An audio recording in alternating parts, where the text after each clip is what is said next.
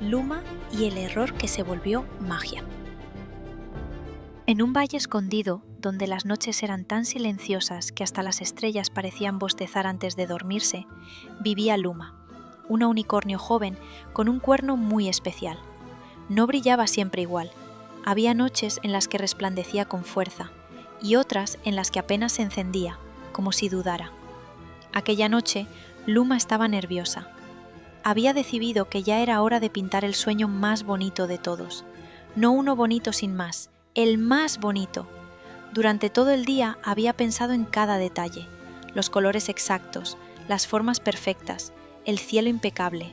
Nada debía fallar. Cuando alzó el cuerno, la magia empezó a fluir. Un castillo apareció entre las estrellas, aunque una de sus torres quedó ligeramente torcida. Un río de chocolate comenzó a correr por el cielo, demasiado rápido. Un dragón emergió de las nubes con una expresión tan sorprendida que parecía no entender qué hacía allí. Luma se quedó inmóvil. Eso no era lo que había imaginado. Intentó corregirlo, luego borrar, luego empezar de nuevo, pero cuanto más lo intentaba, más se desordenaba todo. El brillo de su cuerno se apagó un poco. Aquella idea empezó a tomar forma en su cabeza, pesada y fría. Si no podía hacerlo perfecto, quizá era mejor no hacerlo en absoluto. Y así, por primera vez en mucho tiempo, el cielo quedó vacío de sueños. Fue entonces cuando aparecieron las manchas, una tras otra, oscuras, irregulares, inesperadas. Luma levantó la vista y vio avanzar tranquilamente a un zorro que caminaba dejando huellas de tinta por todas partes, como si el suelo fuera un papel al que no podía evitar manchar. El zorro parecía encantado con el desastre que iba dejando a su paso. Aquello, según explicó sin ningún rastro de vergüenza, era bastante habitual en su vida. Se llamaba Bridna, y equivocarse era casi su especialidad. Luma observó las manchas con gesto serio. Para ella, los errores no tenían ninguna gracia. Bridna, en cambio, parecía pensar lo contrario. Cada pisada torcida, cada mancha inesperada, le arrancaba una sonrisa, como si el caos fuera algo digno de celebrar. Al dar una vuelta sobre sí mismo, dejó una enorme mancha negra en el suelo, orgulloso, como quien firma una obra de arte. Aquello estaba fatal, y sin embargo seguía funcionando. Luma sintió como una risa pequeña y tímida se le escapaba sin permiso. Bridna se acomodó a su lado, convencido de que el verdadero problema no era equivocarse, sino intentar que todo saliera perfecto, porque cuando uno se obsesiona con no fallar, se olvida de disfrutar, de probar, de jugar. ¿Y si salía mal? Entonces, pensaba Bridna, al menos saldría interesante. La propuesta fue tan absurda que resultó irresistible. Pintar el peor sueño posible, el más desastroso, el más ridículo. Luma alzó el cuerno sin pensar demasiado. Aparecieron nubes con calcetines colgando. Un elefante flotaba boca abajo. Un sol estornudaba cada pocos segundos. Era ridículo. Y por primera vez en toda la noche, Luma se rió de verdad. Pero la risa duró poco. El recuerdo volvió, silencioso. Las burlas, las miradas, la sensación de no ser suficiente. Bridna no dijo nada. Simplemente dejó una última huella de tinta junto a ella. A veces, lo único que hacía falta era seguir pintando. Luma cerró los ojos y pintó. No borró nada. No corrigió nada. Dejó cada error exactamente donde había nacido. El cielo se llenó de colores mezclados, formas extrañas, sueños imperfectos que, poco a poco, empezaron a encajar. El cuerno de Luma brilló con una fuerza tranquila, segura. El valle entero se iluminó. Los niños sonrieron en sus camas. Los monstruos se volvieron amables. El caos se transformó en magia. Bridna contempló el cielo manchado y maravilloso, convencido de que sin errores no había historias que valieran la pena. Luma sonrió, esta vez sin miedo, y el cielo, imperfecto y vivo, volvió a soñar. Bronto y el huevo de la luz perdida. En un valle prehistórico rodeado de montañas rojizas vivía Bronto, un joven T-Rex conocido por su enorme corazón y su valor aún mayor. Su mejor amiga, Nina, una velociraptor ágil y astuta, lo acompañaba en todas sus aventuras. Una tarde, mientras el sol se escondía, el cielo se oscureció de golpe. «Eso no es normal», susurró Nina. Entonces lo vieron. Un rayo de luz cayó del cielo y se estrelló cerca del bosque retorcido. Corrieron hacia allí y encontraron un huevo brillante, agrietado y tembloroso. «No es un huevo cualquiera», dijo Bronto. «Está pidiendo ayuda». «Y algo lo está buscando», añadió Nina al oír un rugido lejano. No sabían quién era su familia, pero sí que debían llevarlo a la montaña humeante, donde nacen las criaturas de luz. Para llegar, debían cruzar el bosque retorcido, donde los árboles se movían como si tuvieran vida propia. Mientras avanzaban, las raíces se enroscaban en sus patas.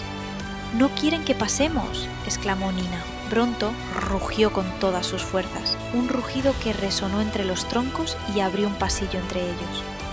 Salieron justo antes de que los árboles se cerraran de nuevo. El siguiente obstáculo era un antiguo puente de piedra suspendido sobre un abismo negro. Cuando Bronto puso una pata encima, una voz profunda surgió del vacío. «Devuelve el huevo, devuélvelo». El eco hacía temblar el suelo. «No mires abajo», dijo Nina, «solo avanza». Bronto apretó el huevo contra su pecho y dio un paso. Luego otro, pero el puente empezó a desmoronarse detrás de ellos. «¡Rápido!», gritó Nina saltando entre las piedras. Bronto dio un salto enorme, protegiendo el huevo con su cuerpo justo antes de que el puente cayera al abismo. Cuando finalmente llegaron a la montaña humeante, una criatura gigantesca bloqueó la entrada de la cueva. Un rocadragón, hecho de piedra y fuego, con ojos rojos que parecían volcanes vivos. «¡Para pasar!», tronó la criatura. «Deberéis demostrar que sois dignos del huevo de la luz». Nina tragó saliva. Bronto dio un paso adelante. «Lo protegeremos, cueste lo que cueste». El rocadragón rugió y lanzó una onda de calor. Las rocas se partieron, el suelo vibró. Bronto mantuvo la posición, sin moverse.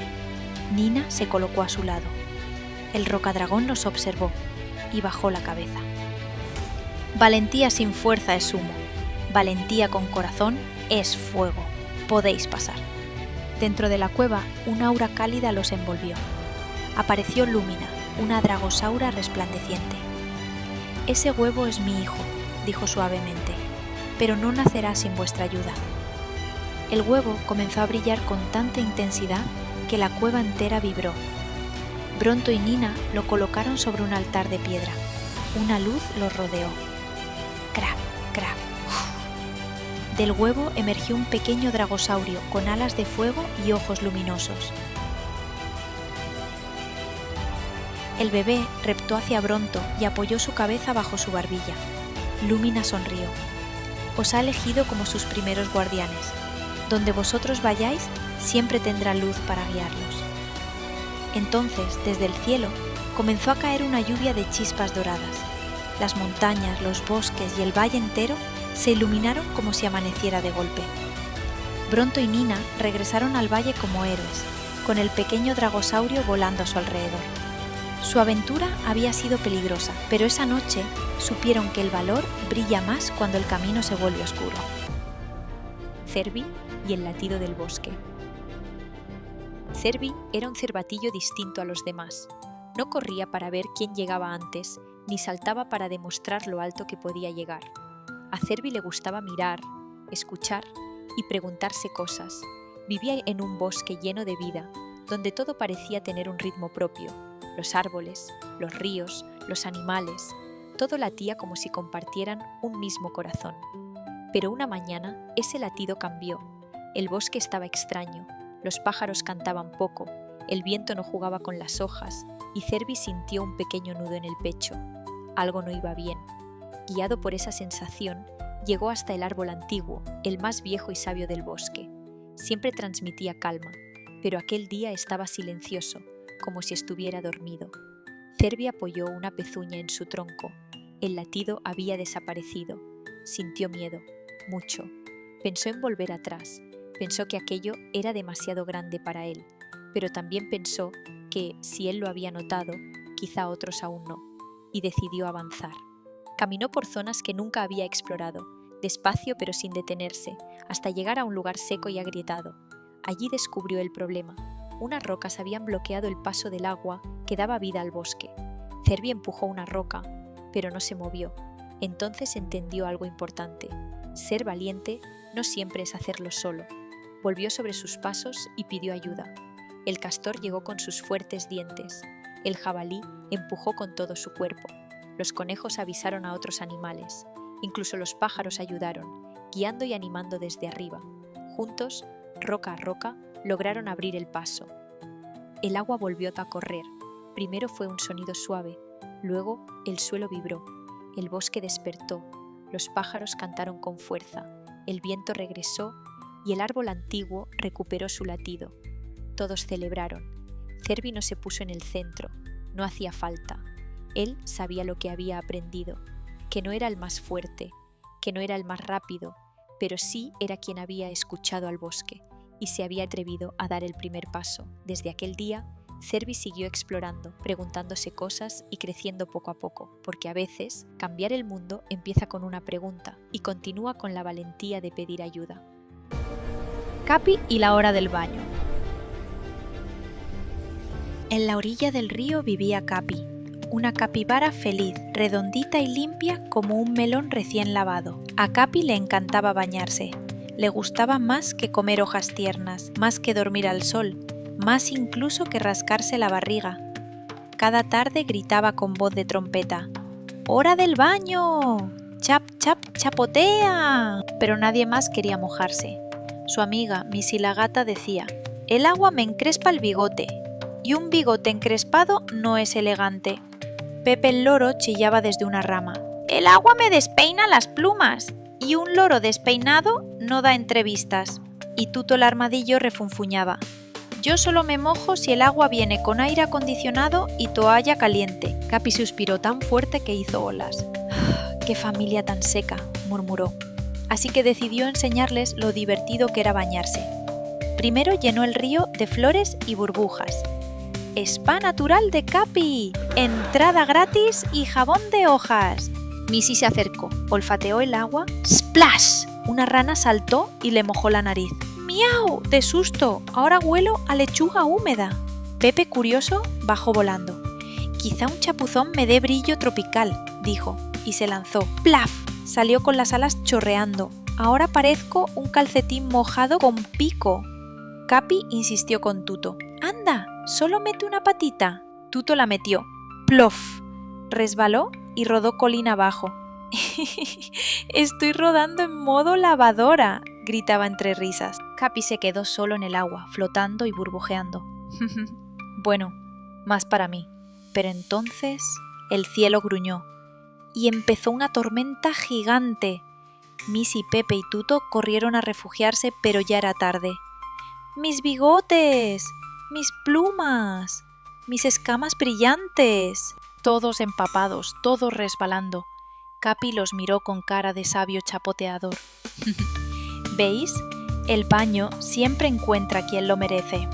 Missy se rió, Pepe batió las alas, Tuto rodó en el barro, y los cuatro acabaron saltando bajo la lluvia cantando a coro: chap chap chapotea sin parar. Si te mojas, da igual, porque es genial. Desde ese día, cuando llueve en la selva, nadie se esconde. Todos gritan: ¡hora del baño! Y Capi sonríe con orgullo, mientras una rana le lanza un beso acuático. La medusa que no sabía flotar. En el mar azulísimo vivían muchas medusas. Había medusas grandes y pequeñas, redondas y alargadas, brillantes, transparentes, casi invisibles. Medusas que flotaban con una elegancia que parecía un baile. Todas, menos una. Esa medusa se llamaba Nila, y Nila tenía un problema bastante extraño para ser medusa. No sabía flotar. Cada vez que intentaba subir, hacía plof, y se hundía. «No pasa nada», susurraba la corriente. «Inténtalo otra vez». «Eso hago», respondía Nila, inflando su cuerpecito gelatinoso. «Pero siempre acabo abajo». Mientras las demás flotaban como nubes marinas, Nila bajaba, bajaba y bajaba, hasta que tocó el fondo del mar. Al principio pensó que era cuestión de práctica, así que practicó mucho. Se estiró, se encogió, se puso muy recta, luego muy blandita, luego blandita, pero con decisión. Nada. «Quizá flotas mal», opinó una medusa mayor. «Quizá no te concentras suficiente», dijo otra. O quizá eres diferente, susurró una tercera, sin saber si eso era bueno o malo. Nila sonrió un poquito, pero por dentro se sentía pesada, muy pesada, aunque en realidad las medusas casi no pesan nada. Cada vez que veía a las otras bailar en el agua, sentía un cosquilleo raro en la barriga, una mezcla de ganas, frustración y una pregunta enorme. ¿Por qué yo no? Un día, cansada de intentarlo, Nila dejó de protestar. Plop, plop, plop, hasta el fondo. Se sentó sobre una roca suave y suspiró. Supongo que esto es lo que hay, dijo mirando alrededor. Y entonces pasó algo. El fondo del mar no era oscuro ni triste, como ella había imaginado. Era sorprendente. Había algas que brillaban como pequeñas luces, caracolas que cantaban cuando pasaba la corriente, peces diminutos que jugaban al escondite entre las piedras. Un cangrejo pasó corriendo de lado y le dijo: «¡Ojo con la pinza!», y siguió su camino, muy serio. Nila soltó una risita. «Hola», saludó una estrella de mar, desperezándose. «¿Eres nueva por aquí abajo?» «Creo que sí», respondió Nila. «No sé flotar». La estrella de mar la miró con calma. «Ah», dijo, «entonces eres perfecta para este lugar». «¿Perfecta?», preguntó Nila. «Pero si no sé hacer lo que hacen todas las medusas». «Aquí abajo no hace falta flotar», respondió la estrella. «Hace falta mirar». Nila miró, y esta vez miró de verdad. Vio corales de colores imposibles, vio anémonas que parecían flores respirando despacio, vio a un pulpo intentando esconderse, aunque se le veían 2 tentáculos. «¡No mires!», protestó el pulpo, sonrojado. Nila se rió tan fuerte que casi, no flotó, pero se sintió ligera por dentro. Desde ese día, Nila empezó a bajar al fondo siempre que podía. Las corrientes ya no le parecían enemigas, eran como toboganes secretos. Descubrió caminos ocultos, rincones tranquilos, lugares donde nadie más llegaba porque, claro, nadie más se hundía como ella. «Qué curioso», pensó un día. «Todo lo que me hacía sentir mal me trajo hasta aquí». Con el tiempo, las otras medusas se dieron cuenta de algo. «¿Habéis visto a Nila? Ya casi no intenta flotar». Algunas decidieron bajar a buscarla, y cuando vieron el fondo del mar, se quedaron boquiabiertas. «¡Pero si esto es precioso! ¿Cómo no lo habíamos visto antes?». Nila las miró, un poco tímida. «Yo tampoco lo veía», dijo. «Estaba demasiado ocupada intentando ser como vosotras». Las medusas se quedaron en silencio, y por primera vez, ninguna flotó. Se quedaron allí compartiendo historias, riendo, mirando luces diminutas que solo se ven desde abajo. Esa noche, cuando Nila se dejó llevar por la corriente, pasó algo curioso. No flotó, pero tampoco le importó, porque ya no sentía que le faltara algo. Había encontrado su lugar, y desde entonces, en el mar azulísimo, dicen que no todas las medusas flotan, no todos los caminos suben, y no todas las cosas bonitas están en lo alto. Algunas están justo donde dejas de luchar y empiezas a mirar. Grifo en el Sáhara. En el Polo Norte hacía tanto frío que hasta los pensamientos salían con bufanda, y allí vivía Grifo, un pingüino simpático, curioso y un pelín despistado. Grifo soñaba con conocer el mundo. «Quiero ver arena, palmeras y playas calentitas», decía mientras se patinaba por el hielo. Un día en el puerto congelado vio un cartel que decía: «Gran viaje organizado, una aventura llena de arena». Grifo aplaudió con las aletas. «¡Arena! ¡Por fin la playa! ¡Yujú!». Empacó su maleta con gorros, bufandas y un par de filetes de pescado por si el menú era raro, y sin mirar el destino, se subió al avión equivocado. Cuando bajó del avión, el aire era tan caliente que parecía sopa. «¿Dónde está el hielo?», preguntó sudando. «Esto parece el interior de un microondas». Entonces apareció Kamal, un camello con gafas de sol, sonrisa burlona y aire de saberlo todo. «Bienvenido al Sáhara, colega», dijo mascando un dátil. «Aquí el hielo solo se ve en las películas». Grifo miró alrededor. No había mar, ni nieve, ni peces, solo dunas, sol y más sol. Intentó deslizarse por una duna y acabó enterrado hasta el pico. Intentó hacer un muñeco de nieve con arena y el viento se lo llevó. Kamal lo miraba divertido. Oye, Copito, si sigues así, te van a poner de adorno en una tienda de recuerdos. Grifo se sentó bajo una palmera medio derretido. No aguanto más este calor, susurró. Kamal se carcajeó. Tranquilo, amigo. Aquí todos empezamos derretidos, luego ya nos acostumbramos. Pero Grifo no se rindió. De repente, tuvo una idea brillante. Si no puedo escapar del calor, lo enfriaré. Junto con Kamal montaron un chiringuito hecho con lonas, cocos y una vieja sombrilla. El cartel decía: helados Grifo, frío garantizado o te devuelvo la sombra. Grifo hacía polos de fruta y hielo picado del oasis. Bueno, casi hielo. Kamal se encargaba de la publicidad, anunciando con su voz ronca: helados tan fríos que hasta los cactus tiritan. Los turistas, los camellos y hasta los escorpiones hacían cola. En pocos días, Grifo y Kamal se hicieron famosos. Hasta salieron en el Boletín del Desierto. Con tanto éxito, fundaron su propia agencia de viajes. Pingüi Tours, aventuras fresquitas con un toque de arena. Su lema era: a veces el mejor viaje es el que no planeas. Y cuando alguien le preguntaba si volvería al Polo Norte, Grifo sonreía. ¿Volver? No. Ahora soy el pingüino más fresco del Sáhara. Kamal guiñaba un ojo y añadía: y el más despistado también. Pero oye, nadie es perfecto. El último guardián del tiempo lento. En la ciudad donde vivía Leo, todo ocurría demasiado rápido. Las puertas se cerraban deprisa, los pasos golpeaban el suelo sin detenerse, las palabras salían atropelladas y nadie parecía escuchar el final de una frase. Incluso el sol parecía tener prisa por esconderse y la luna apenas se quedaba el tiempo justo para saludar. Leo tenía 9 años y, aunque lo intentaba con todas sus fuerzas, no conseguía dormir.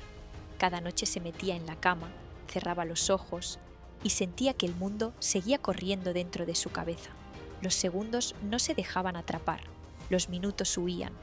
Aquella noche, cansado de dar vueltas, se sentó en la cama y miró el suelo. Entonces ocurrió algo extraño. Su sombra no se levantó con él. Primero pensó que era un truco de la luz, pero la sombra tardó unos segundos en incorporarse, como si necesitara pensarlo mejor. Luego dio un paso, lento, muy lento, mientras Leo ya estaba de pie. La sombra caminó hacia la pared y, sin hacer ruido, la atravesó. Leo no sintió miedo, sintió algo distinto, una calma profunda, como si por primera vez alguien le estuviera diciendo que no hacía falta correr. Se puso los zapatos, abrió la puerta con cuidado y siguió a su sombra por el pasillo, por las escaleras, por la calle vacía. La ciudad dormía, pero incluso dormida parecía inquieta. La sombra lo llevó hasta una plaza antigua, olvidada entre edificios modernos. En el centro, donde antes había una fuente, se alzaba una estructura enorme que Leo nunca había visto, un reloj gigantesco, cubierto de polvo y enredaderas. Cada tic tardaba una eternidad en llegar al siguiente. Leo se acercó y al tocar la superficie del reloj, el mundo cambió. El ruido desapareció, el aire se volvió denso y suave, todo se movía despacio, como si el tiempo hubiera decidido respirar hondo. «Has llegado», dijo una voz profunda, que no venía de ningún sitio en concreto, «y llegas tarde y a tiempo». Frente a Leo apareció una figura alta, envuelta en una luz tranquila. No parecía joven ni vieja, sus ojos reflejaban amaneceres largos y noches sin prisa. «¿Dónde estoy?», pensó Leo, porque ni siquiera necesitó hablar. En el corazón del tiempo lento, yo soy su guardián, o lo era. La figura le mostró el reloj, algunas piezas estaban agrietadas, el tic era cada vez más débil. «El mundo Alú ha olvidado cómo detenerse», continuó, «y cuando nadie se detiene, el tiempo lento desaparece. Si el reloj se para, todo irá tan rápido que nadie recordará quién es». Leo sintió un nudo en el pecho, pensó en su ciudad, en las caras cansadas, en las noches sin sueños. «¿Y qué puedo hacer yo?». El guardián lo miró con solemnidad. «Ser guardián durante una noche». El reloj comenzó a temblar. Las grietas se abrieron un poco más. Leo sintió el peso de algo enorme posarse sobre sus hombros, como si le confiaran un secreto antiguo. El guardián le explicó que el tiempo lento no se arreglaba con fuerza, ni con magia, ni con órdenes, solo con atención, con presencia, con la capacidad de estar en un instante sin huir al siguiente. Leo se sentó frente al reloj. Al principio fue difícil, Sus pensamientos querían correr, su cuerpo estaba inquieto, pero poco a poco empezó a escuchar el tic, el espacio entre un tic y otro, y el silencio que los sostenía. Recordó momentos pequeños, una tarde sin hacer nada, una risa que duró más de lo esperado, una mirada que no necesitó palabras. Cada recuerdo hacía que una grieta se cerrara. Fuera, la ciudad empezó a cambiar. Un niño se dio la vuelta para mirar una hormiga. Una madre respiró antes de responder. Un anciano sonrió sin motivo. El reloj recuperó su ritmo. Cuando el primer rayo de sol apareció, el guardián volvió a hablar. «Lo has hecho bien. No necesitas quedarte». Leo se levantó. Estaba cansado, pero era un cansancio agradable, profundo. La figura comenzó a desvanecerse. «¿Y ahora qué pasará?», preguntó Leo. «Ahora sabes dónde está el tiempo lento», respondió la voz. «Y mientras alguien lo recuerde, nunca desaparecerá del todo». Leo parpadeó. Estaba en su cama. El sol entraba por la ventana. La ciudad despertaba. Pero algo era distinto. Leo cerró los ojos y volvió a abrirlos despacio. No tenía prisa y por primera vez en mucho tiempo sonrió antes incluso de levantarse.